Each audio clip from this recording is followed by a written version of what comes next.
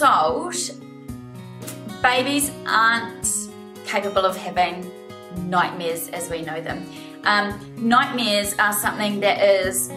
an imagination response, and so imagination doesn't develop in children until a lot later, probably over 2 years old.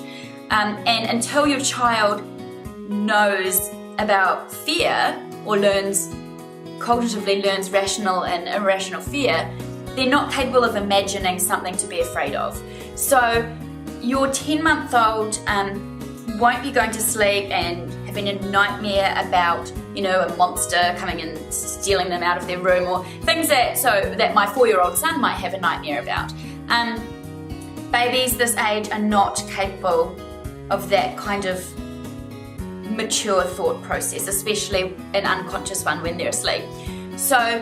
what is most likely happening in a baby that age is if he's waking and screaming or calling out for you or crying or really unhappy or unsettled, there's something else going on, and I really don't think it's nightmares. So the first place you would start to look is what's happening in his daytime that's affecting him overnight. And it might be that he needs some changes made to his nap structure, because maybe he's waking overnight because he's really overtired and he's not quite getting the right amount of nap hours in the day, and he's waking and he's really tired, but because of the hormones that circulate through our bodies when we're overtired, he's unable to kind of switch off and go back to sleep. So he's just upset because he does want to go back to sleep, but he just doesn't know how to. He might also be waking at this age, maybe there's a settling situation that needs some addressing. So if he's being put to sleep at the start of the night by a parent actively settling him to sleep by sort of rocking or feeding,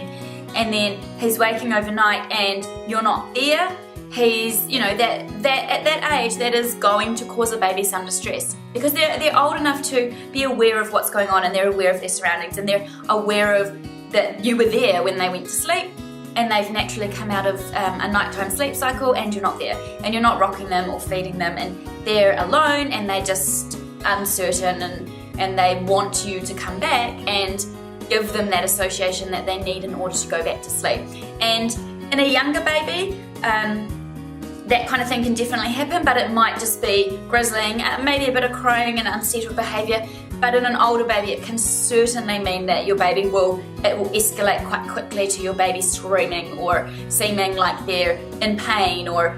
like they've had a nightmare, because they just want to get you back there to put them back to sleep.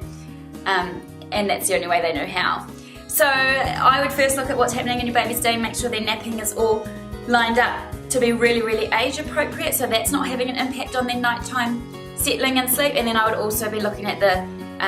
your baby's settling ability and the situation there. And if you need some help with either of those things, our sleep programs have got all the information you need.